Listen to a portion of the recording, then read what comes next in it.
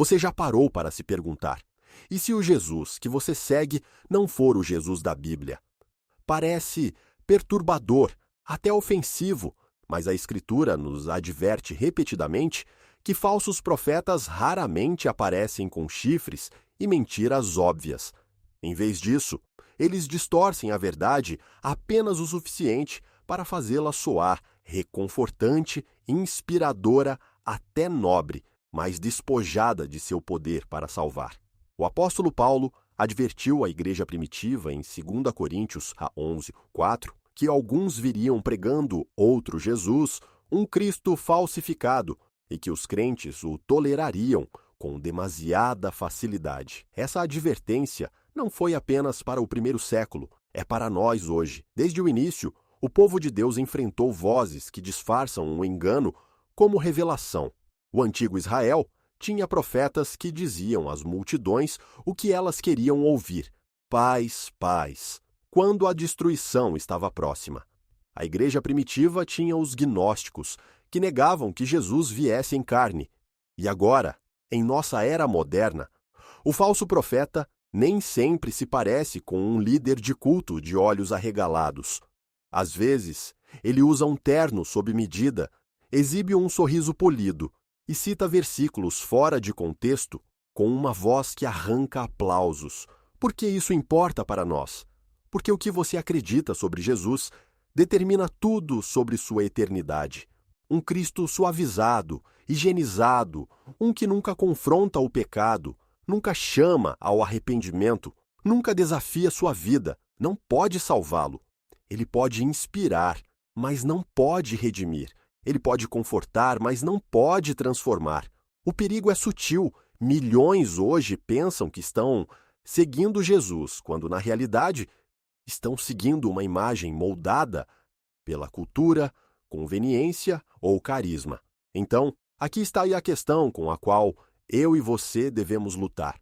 Estamos buscando o verdadeiro Jesus, aquele que carregou a cruz e nos chama a fazer o mesmo, ou estamos nos apegando a uma versão que nos faz sentir bem, mas nos deixa inalterados? A diferença não é pequena, é eterna. Um dos sinais mais claros de um falso profeta é este: eles não rejeitam Jesus abertamente, eles simplesmente o refazem. Nas palavras de Paulo, eles proclamam outro Jesus, diz o Coríntios 11:4. A trágica ironia é que esse outro Jesus frequentemente parece atraente, soa inspirador e parece tão próximo da verdade que as pessoas raramente notam a diferença, até que seja tarde demais. Nos primeiros séculos da Igreja, movimentos como o gnosticismo negavam que Cristo realmente tivesse vindo em carne. Para eles, Jesus era mais uma ideia mística do que o Filho de Deus encarnado. Hoje, a distorção mudou. Agora, Jesus raramente é negado, mas é reformulado. Ele é remodelado em um coach de vida que sussurra: seja você mesmo, em vez do Salvador que diz: arrependam-se e sigam-me. Ele se torna um guru da positividade que nunca confronta o pecado, nunca ofende, nunca fala de julgamento. Em alguns púlpitos, ele é reduzido a um palestrante motivacional, com alguns versículos da Bíblia colados em seu espelho. Mas o Jesus da Escritura não é um ícone de autoajuda. Ele é o Filho de Deus, que exigiu rendição. Em Lucas 9:23, ele disse: se alguém quiser vir após mim, negue-se a si mesmo, tome cada dia a sua cruz e siga-me. Este é o Jesus que derrubou as mesas no templo, que repreendeu a hipocrisia religiosa, que disse às pessoas: vá e não peque mais. Sim, ele é o amor encarnado, mas seu amor é inseparável da verdade. Considere nossa cultura hoje. Quantas pessoas são atraídas por um Jesus que conforta seu estilo de vida, mas nunca chama à mudança? As redes sociais estão cheias de hashtags sobre amar como Jesus, mas muitas vezes é uma versão do amor despojada de santidade e arrependimento. Este Cristo falsificado não exige rendição, não exige cruz e, portanto, não oferece salvação. Aqui está a pergunta penetrante: Começamos a seguir um Jesus de nossa própria criação, um moldado pela cultura e conveniência, em vez do Senhor crucificado e ressuscitado da Escritura, porque falsos profetas prosperam nesse espaço sutil, onde a mensagem parece certa, mas nos afasta da verdade que salva. Outra marca de um falso profeta é a obsessão deles em reunir seguidores em vez de formar verdadeiros discípulos. Na cultura eclesiástica de hoje, o sucesso é frequentemente medido por números. Quantos assentos estão preenchidos, quantas visualizações são acumuladas, quantas curtidas um sermão recebe online. Mas Jesus nunca ordenou a seus seguidores que buscassem popularidade. Ele disse: "Vão e façam discípulos." Mateus 28:19. Há um mundo de diferença entre uma multidão e um discípulo. Uma multidão pode ser atraída da noite para o dia. Um discípulo leva uma vida inteira para ser formado. As multidões seguem o carisma, enquanto os discípulos seguem a Cristo. As multidões querem inspiração, mas os discípulos buscam a obediência. Os falsos profetas conhecem essa diferença e escolhem o caminho mais fácil.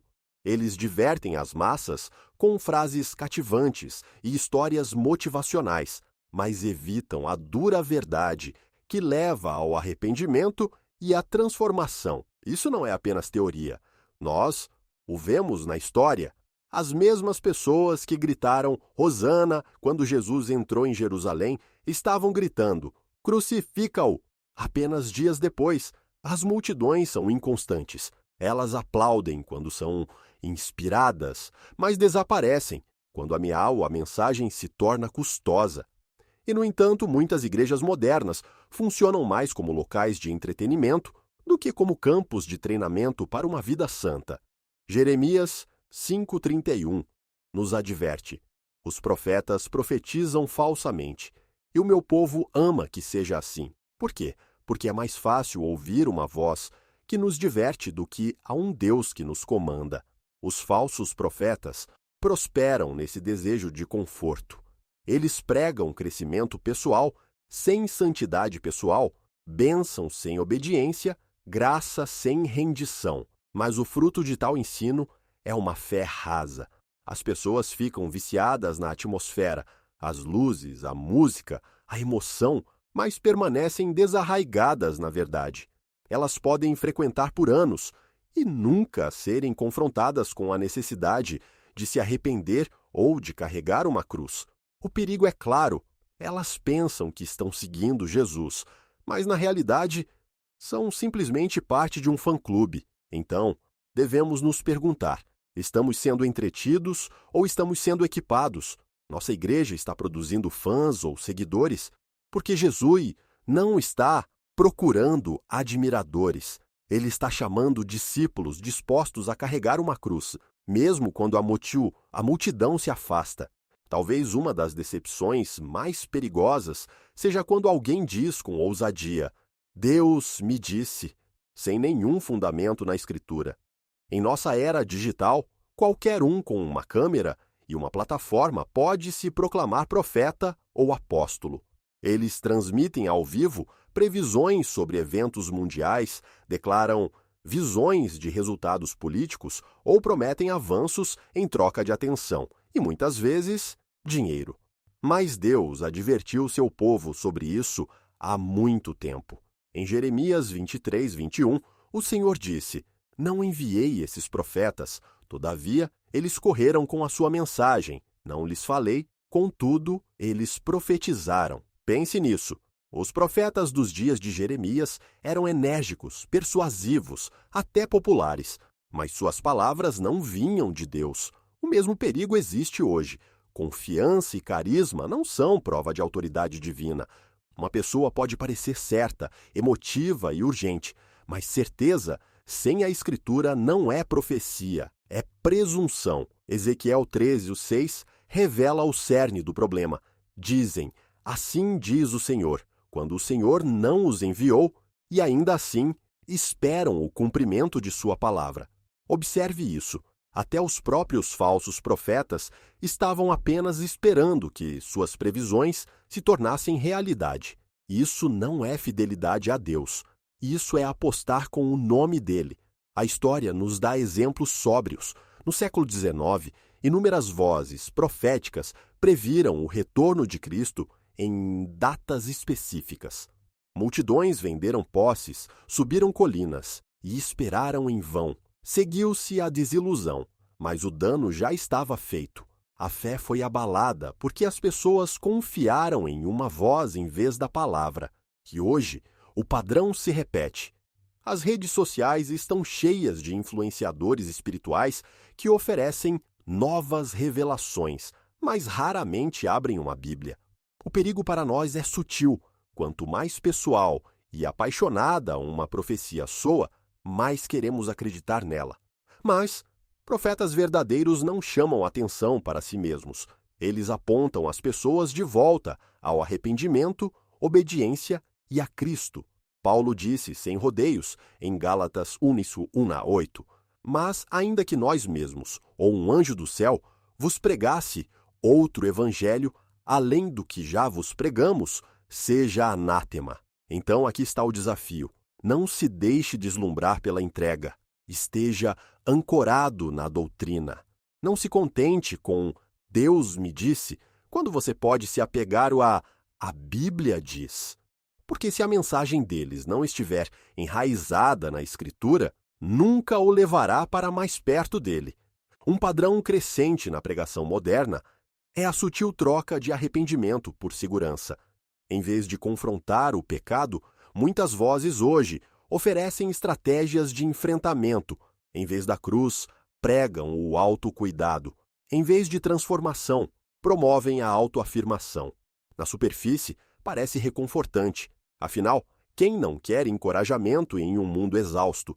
Mas a Bíblia deixa claro, sem arrependimento, não há salvação. Paulo advertiu em 2 Timóteo 3:5 sobre aqueles que teriam aparência de piedade, mas negariam o seu poder. É exatamente isso que essa mudança representa. Exteriormente, a mensagem soa cristã, salpica versículos, invoca o nome de Deus e fala de esperança. No entanto, o chamado interior do Evangelho, arrependei-vos, porque é chegado o reino dos céus, Mateus 3:2, é silenciado. O que resta é uma casca vazia, religião sem redenção. Essa tendência não é nova. Ao longo da história da Igreja, sempre que a mensagem do pecado e do arrependimento se tornava impopular, falsos mestres encontravam maneiras de suavizá-la. No século XX, o surgimento do Evangelho da Prosperidade prometia aos crentes felicidade, saúde e riqueza, mas raramente mencionava o caminho estreito do sofrimento e da abnegação. Em nosso tempo, os sermões são cada vez mais enquadrados como sessões de terapia. Você é o suficiente. Deus só quer que você seja feliz. Não deixe ninguém fazer você se sentir culpado. Essas frases soam gentis, mas são mortais se substituírem a verdade. A Escritura não diz que somos suficientes, diz que Cristo é suficiente. 2 Coríntios 12:9. Não nos diz para seguir nossos corações. Adverte que o coração é enganoso acima de todas as coisas. Jeremias 17:9. Não afirma nossa pecaminosidade. Ordena-nos a crucificar a carne. Gálatas 5:24. Um evangelho que acalma sem convencer não é evangelho de forma alguma. Considere o sermão de Pedro no Pentecostes. Atos 2:37 nos diz que as pessoas foram compungidas no coração. Essa dor de convicção levou ao arrependimento, e o arrependimento levou à salvação. A pregação verdadeira pode ferir antes de curar. A falsa pregação entorpece a alma até que ela pereça. Então pergunte a si mesmo: você está sendo apontado para o altar ou para um espelho? Você está ouvindo mensagens que o chamam à rendição, ou apenas aquelas que lhe dizem para se sentir melhor consigo mesmo? Porque Deus não é um terapeuta que existe para gerenciar nossas emoções. Ele é o Redentor que morreu para transformar nossas vidas. Uma das tentações mais sutis, porém, destrutivas para líderes espirituais é o fascínio da influência política. A Bíblia nos dá um quadro impressionante disso em 1 Reis 22. 400 profetas asseguraram ao rei Acabe que a vitória era garantida se ele fosse para Gáscula da guerra. Apenas um homem, Micaías, teve a coragem de falar a verdade de Deus, que o desastre o aguardava. Sua recompensa? Prisão. Ele estava sozinho porque temia a Deus mais do que aos reis. Essa mesma luta existe hoje. Muitos púlpitos têm sido tentados a trocar a ousadia profética pelo poder político. Os sermões começam a soar menos como o Evangelho de Cristo e mais como discursos de campanha. Versículos são escolhidos a dedo para endossar agendas, enquanto o silêncio cai sobre questões que poderiam ofender apoiadores poderosos. Em vez de moldar a cultura por meio da retidão, as igrejas correm o risco de serem moldadas pela cultura do poder. Mas as palavras de Jesus em João 18,36 cortam o ruído. Meu reino não é deste mundo. Ele nunca buscou a aprovação de César, nunca ajustou sua mensagem para obter o favor de Roma. Ele veio para confrontar o pecado, não para subir a um cargo político. No entanto, em nosso tempo, com que frequência ouvimos líderes cristãos misturando nacionalismo com avivamento ou prometendo mais lealdade a um candidato do que a Cristo? A história nos ensinou duras lições aqui. Na Idade Média, alianças entre líderes da igreja e monarcas frequentemente borravam a linha entre autoridade espiritual e ambição política. Em vez de ser uma voz profética, a igreja muitas vezes se tornou uma extensão do poder do Estado. O resultado? Corrupção, compromisso e um testemunho enfraquecido diante do mundo. Paulo advertiu Timóteo que nenhum soldado em serviço se deixa envolver em negócios desta vida, mas busca agradar aquele que o alistou. 2 Timóteo 2,4. Nosso comandante não está em nenhuma cédula de votação. Nossa lealdade não está dividida entre o reino de Deus e os reinos dos homens. Isso não significa que os cristãos devam ignorar a justiça ou a vida pública. Significa que o evangelho nunca deve ser acorrentado aos interesses do poder político. No momento em que um profeta pergunta: o que os poderosos pensarão desta mensagem? Ele já parou de falar por Deus. Então, devemos ser discernentes se uma voz espiritual se manifesta apenas durante a temporada eleitoral ou se sua lealdade parece mais forte a uma nação do que ao Senhor. Recue, porque os verdadeiros profetas servem ao Rei dos Reis, não aos reis deste mundo. À primeira vista, a unidade soa nobre. Quem argumentaria contra a harmonia na igreja? A própria Escritura exorta os crentes a serem um só corpo e a suportarem uns aos outros em amor.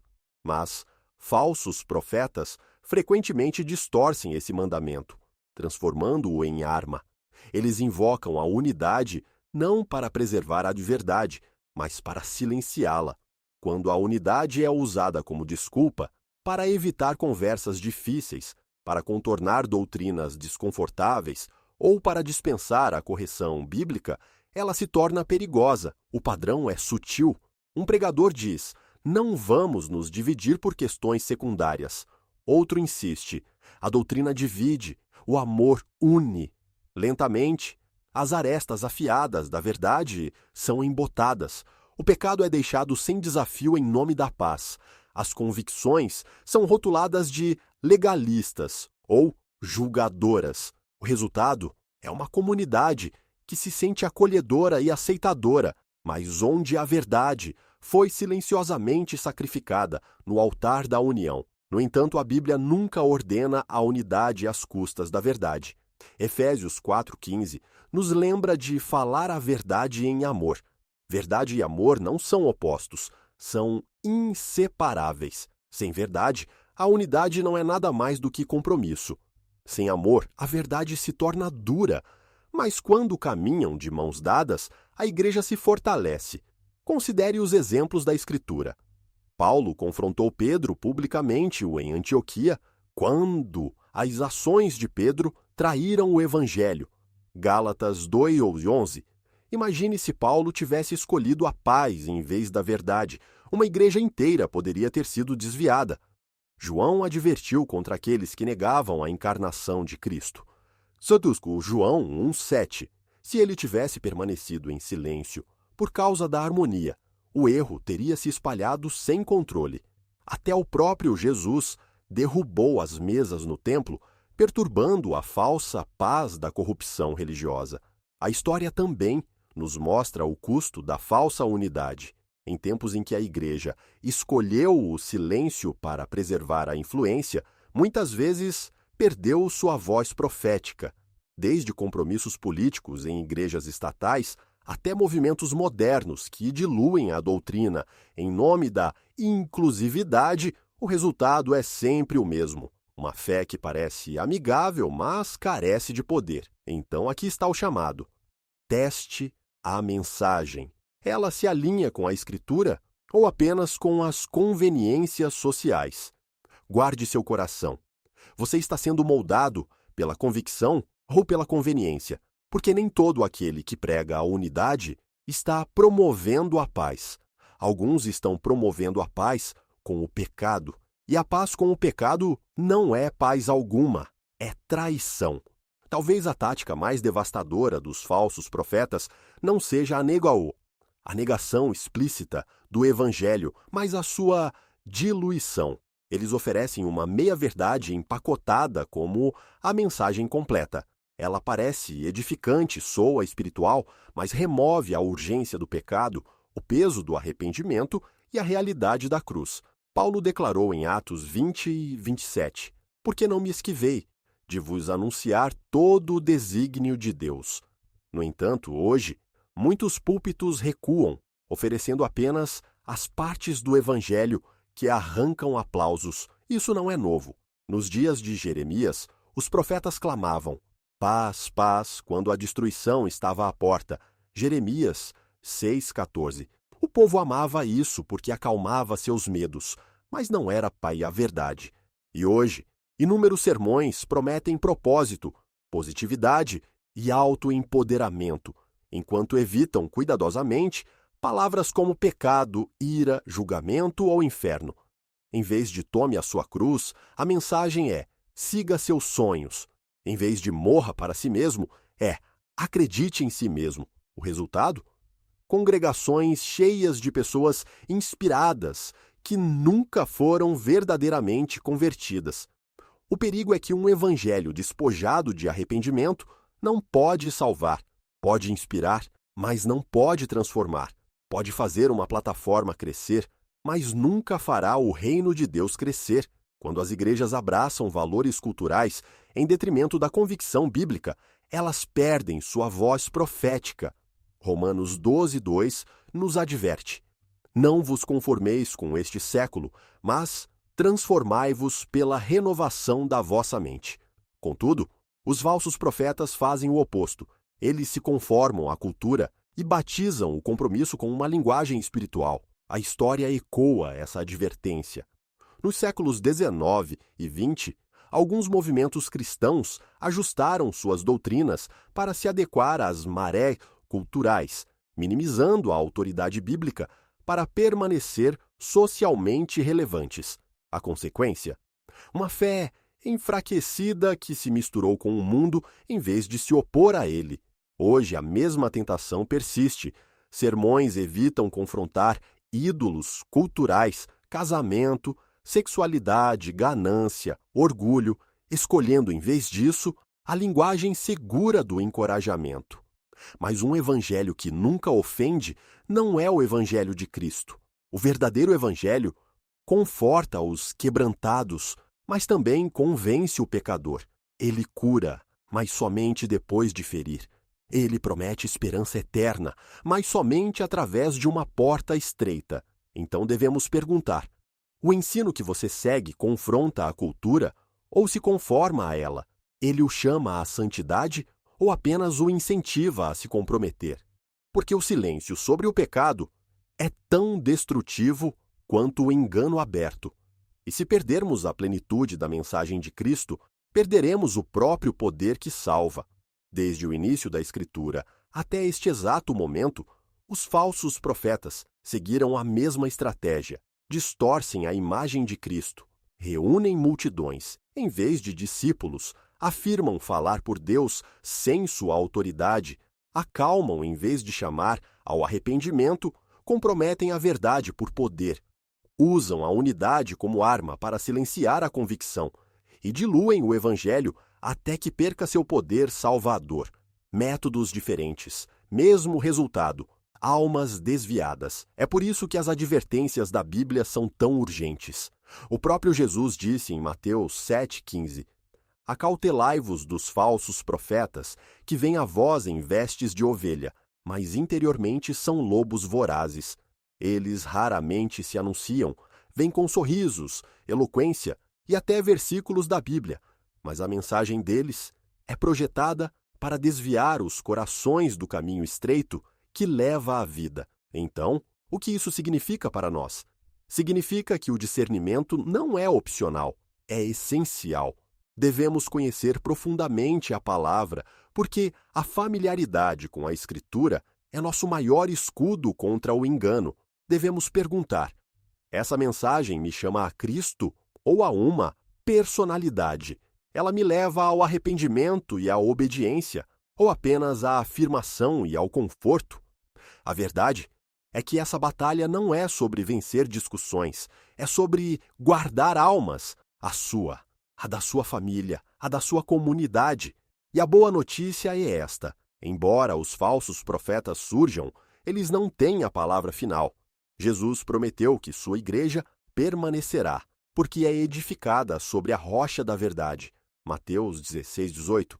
Nossa tarefa não é recuar com medo, mas permanecer firmes na convicção, armados com a Escritura, ancorados na oração e rendidos somente a Cristo. Então, deixe-me deixar uma pergunta. Quando toda voz ao seu redor promete um caminho fácil, qual voz você seguirá? A voz da cultura, do conforto e do compromisso, ou a voz do pastor que o chama para tomar sua cruz e andar com ele? A resposta é eterna. Permaneça firme, permaneça enraizado. E lembre-se, quando o engano aumenta, o remédio não é o silêncio, mas a revelação, porque o Senhor está com seu povo, inabalável, destemido e imparável.